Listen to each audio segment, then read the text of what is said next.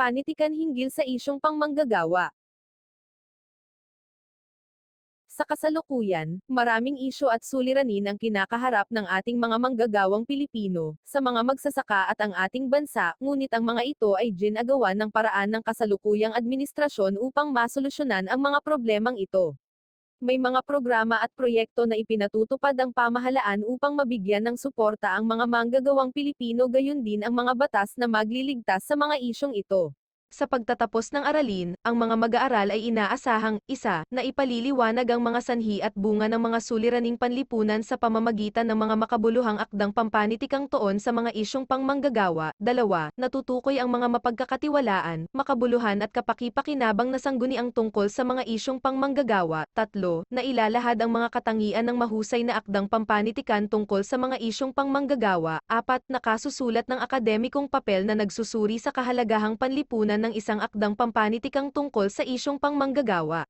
Katuturan ng manggagawa, ang paggawa ay ang gawain ng mga tao na may layuning bumuo ng produkto o magbigay ng serbisyo, maaaring tumukoy ang paggawa sa lahat ng aspeto ng mga tao na may layong bumuo ng isang bagay o pangyayari. Sa isinasagawang Labor Force Survey ng Philippine Statistics Authority noong 2018, may 43.2 milyong katao mula sa 71.0 milyong kabuuang populasyon ng lakas paggawa ang aktibong nasa estado ng paggawa. Ang labor force o lakas paggawang ito ay kumakatawan sa bahagi ng populasyon na may edad 15 hanggang 54.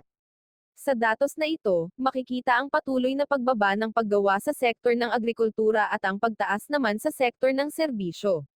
Sa pagtataya, nasa 5 sa bawat 10 Pilipino ang nagtatrabaho sa sektor ng serbisyo. Ang sektor na ito rin ang may pinakamalaking ambag sa domestikong ekonomiya ng bansa. Ang pagbagsak ng bilang ng lakas paggawa sa agrikultura ay nagpababa din sa ambag ng sektor na ito sa ekonomiya. Sa katunayan, noong 2016, nasa 9.5% ang ambag nito sa ekonomiya ng bansa, ngunit bumaba ito sa 8.4% noong 2016. Gayun din ang kaso sa manufaktura na halos walang paggalaw sa kontribusyon na 23.2% noong 2015 at 22.8% noong 2016. Sa masusing pag-aaral ng World Bank at ng Australian Aid, tinalakay ni Rutkowski sa kanyang Employment and Poverty in the Philippines ang kalagayan ng paggawa sa bansa at ang relasyon nito sa kahirapan. Sa ulat na ito, nabanggit ang dalawang kategorya ng trabaho sa Pilipinas, ang bad jobs at good jobs. Ang bad jobs ay tumutukoy sa mga impormal at may mababang pasahod na trabaho, mababa ang pasahod sa kasong mas mababa sa 2/3 ng karaniwang pasahod na at napakababa naman kung ito ay nasa 50% ng karaniwang sahod o median wage. Ang mga ito rin ay hindi sakop ng labor regulations.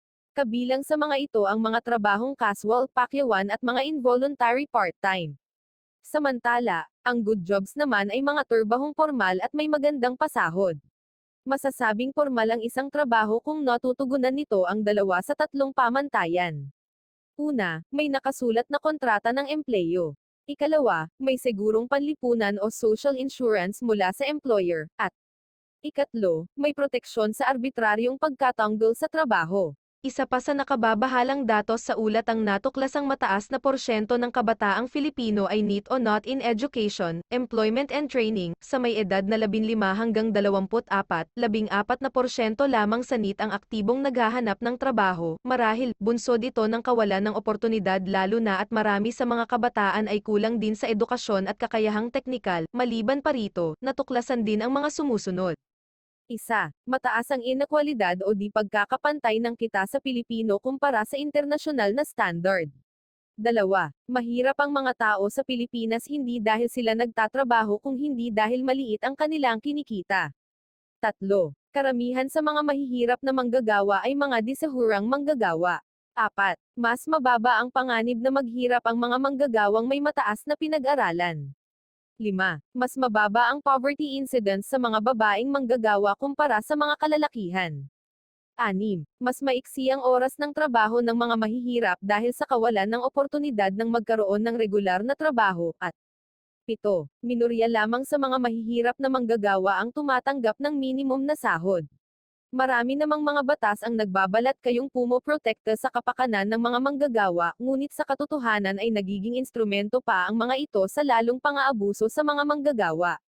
Halimbawa, ang pagsasabatas sa RA number 6727 o Wage Rationalization Act noong 1989 sa panahon ni Corazon Aquino ay nagbigay daan upang mabuo ang RTWPs o Regional Tripartite Wages and Productivity Boards sa mga rehiyon. Ito rin ang nagbigay daan sa pagkakabuo ng NWPC o National Wages and Productivity Commission. Sa kasamaang palad, ang batas ding ito ang nagbigay daan sa mga mechanism o kontra manggagawa. Dito, makikita sa table ang hindi pagkakapantay-pantay ng minimum na sahod sa bawat rehiyon at hindi nakaangkla sa national wage standard ng minimum wage.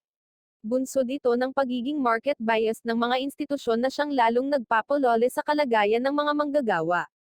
Maliban pa sa mga nabanggit ng suliranin ng mga manggagawa sa Pilipinas, ang kontraktualisasyon ay isa sa pinakamalaking isyong kanilang kinakaharap sa kasalukuyan.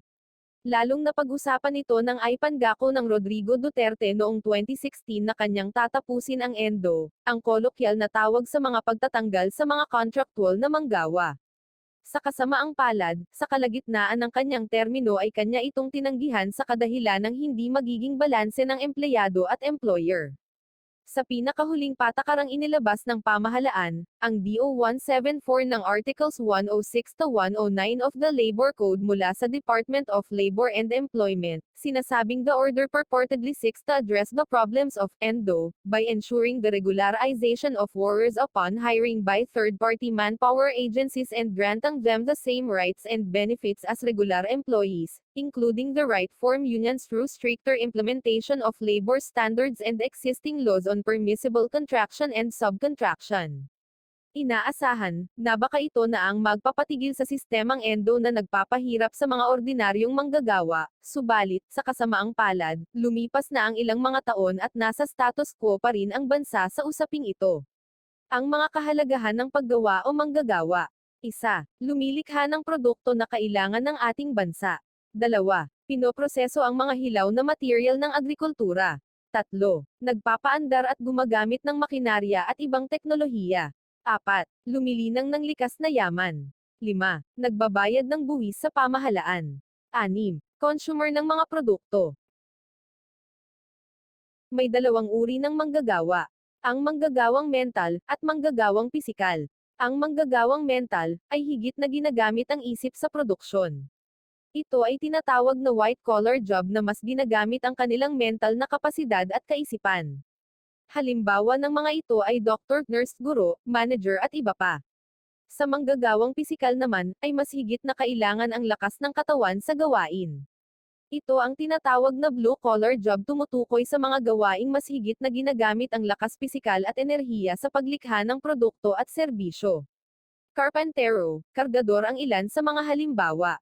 Mga katawagan sa paggawa. Kita. Ito ay kabayarang tinatanggap ng manggagawa kapalit ng kanilang serbisyo at paggawa. Sahod. Kabayaran sa manggagawa sa oras ng pagtatrabaho, pirasaw o pakyawang produkto, kontrata, o linguhan. Sweldo. Binabayad sa manggagawa sa bawat buwan.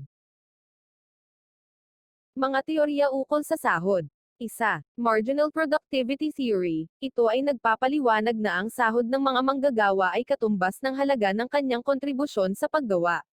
2. Wage Fund Theory. Nagsasabing dapat may nakalaan na pondo para sa pagpapasahod ng mga manggagawa mula sa puhunan na ginagamit ng producer. 3. Subsistence Theory. Ito ay sahod na dapat ay naaayon sa antas ng pangangailangan ng manggagawa. Mga batas na nangangalaga sa karapatan ng manggagawa. 1. Commonwealth Act BLG 444, ang unang batas ukol sa 8 oras na paggawa. 2.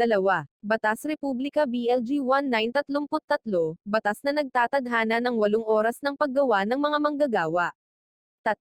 Republic Act No. 6727, nagsasaad ng mga mandato para sa pagsasaayos ng pinakamababang pasahod o minimum wage na naaangkop sa iba't ibang pang-industriyang sektor na kinabibilangan ng mga sumusunod.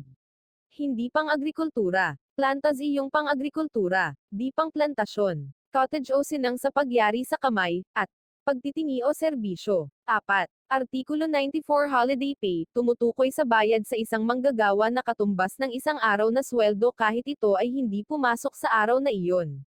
5. Artikulo 92-94 Premium Pay, karagdagang bayad sa manggagawa sa loob ng 8 oras na trabaho sa araw ng pahinga at special days. Halimbawa, birthday. 6. Artikulo 87 o tinatawag na overtime pay, karagdagang bayad sa pagtatrabaho na lampas sa 8 oras sa isang araw. 7. Artikulo 86 o night shift differential, karagdagang bayad sa pagtatrabaho sa gabi na hindi bababa sa 10% ng MCAM regular na sahod ska bawat oras na ipinagtrabaho sa pagitan ng ika-10 ng gabi at ika-6 ng umaga. 8. Artikulo 96 o service charges. Lahat ng manggagawa sa isang establishmento o kahalintulad nito na kumokolekta ng service charge ay may karapatan sa isang pantay o tamang bahagi sa kabuuang koleksyon. Ito ay kadalang kinokolekta ng halos lahat ng hotel, kainan, o restaurant, nightclub, cocktail lounges at iba pa. 10 kasalukuyang isyu na kinahaharap ng mga manggagawa. Una na rito ang mababang sahod. Mababa pa rin ang minimum wage lalong-lalo na sa mga probinsya. Sunod ang pagiging contractual, ito ay ang mga manggagawang nakasalalay lamang sa kontrata ang itinatagal sa trabaho. Pangatlo, humihina ang suporta sa mga manggagawang nasa agrikultura, napapasawalang bahala na ang kahalagahan ng mga magsasaka. Pang-apat, ang mga kapitalismo ay hindi nagbibigay ng tamang sweldo sa mahirap na gawaing pinagagawa nila, tamang sahod na dapat ay para sa mga manggagawa. At panghuli ay ang hindi maayos ang pamamahala ng mga ahensya ng pamahalaan para maipagtanggol ang mga karapatan ng mga manggagawa laban sa maling palakad ng mga kumpanya. Isang halimbawa ang isyu sa pang-aabuso sa mga OFW kung saan napapabayaan ng kanilang ahensya. 6. Hindi maayos ang pakikitungo ng mga kapitalista, mga may-ari ng kumpanya sa kanyang mga manggagawa, karapatan ng mga manggagawa na makatanggap ng tamang sahod at makapagpahinga sa trabaho. 7. Nasa sakripisyo ang kalusugan at seguridad ng mga manggagawang may kakaibang schedule ng pagpasok, tamang benepisyo o insurance ang nararapat sa mga manggagawa. 8. Malaking kaltas ng buwis sa sahod kahit sa bulsa lang naman ng mga korap na pupunta ang mga ito.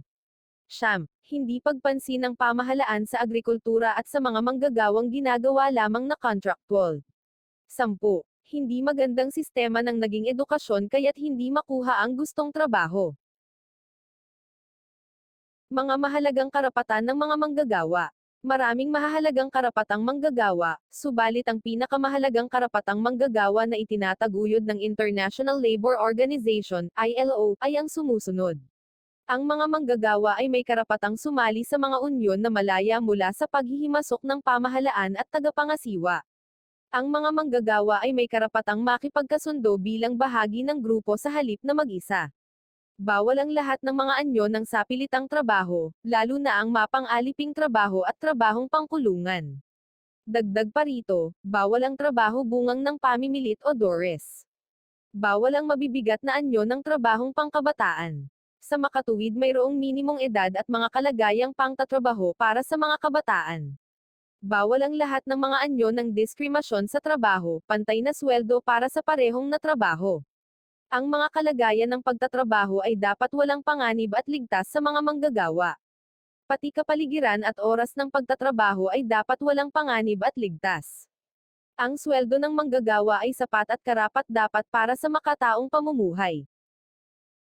Ilang mga karapatang kailangang malaman ng mga manggagawa sa kahit anong industriya.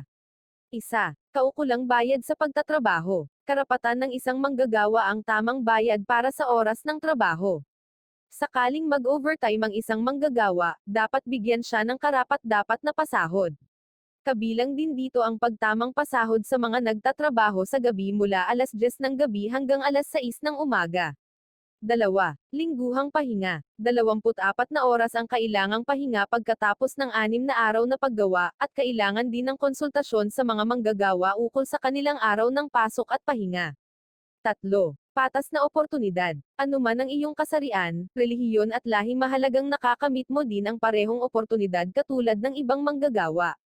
4. Seguridad ng panunungkulan. Hindi maaaring patalsikan ang isang empleyado ng walang mabuting dahilan at kailangan dumaan muna ito sa tamang proseso. 5. Karapatan ng mga kababaihan hiwalay ng palikuran o banyo, bihisan o lugar ng pahingahan para sa mga manggagawang babae. Kasama rin dito ang karapatan ng nagbubuntis na magkaroon ng panahon upang makapanganak. 6. Ligtas na lugar na trabaho. Ang bawat trabahador ay may karapatan na magkapagtrabaho ng walang panganib sa kanilang buhay o kalusugan. Ito ay dapat siguruhin ng mga employer o amo. 7. Tamang edad ng paghahanap buhay. Ang legal na edad ng paghahanap buhay ay 18 taong gulang. Ngunit pinapayagan din naman ang ilan na may edad na hindi bababa sa 15 taong gulang kung may patnubay ng magulang at hindi mapanganib ang kanilang gawain. 8. Karapatan bumuo o makapag-organisa ng isang lehitimong unyon. May karapatan na makipagtalastasan o makipag-usap tungkol sa kanyang trabaho, mga hinaing at mga ninanais matupad sa kanilang trabaho, lugar ng paggawa at iba pang kaugnay nito. Maternity leave karapatang applicable lamang sa mga kababaihan. Paternity leave ito ay karapatan ng isang manggagawa applicable lamang sa mga kalalakihan.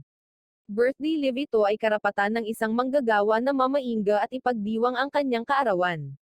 Solo parents leave na layo ng mga nagsusulong na magkakaroon ng 7 araw na parental leave with pay, sa mga solo parent na nakapagtrabaho ng sobra sa 6 na buwan kahit ano paman ang kanilang employment status.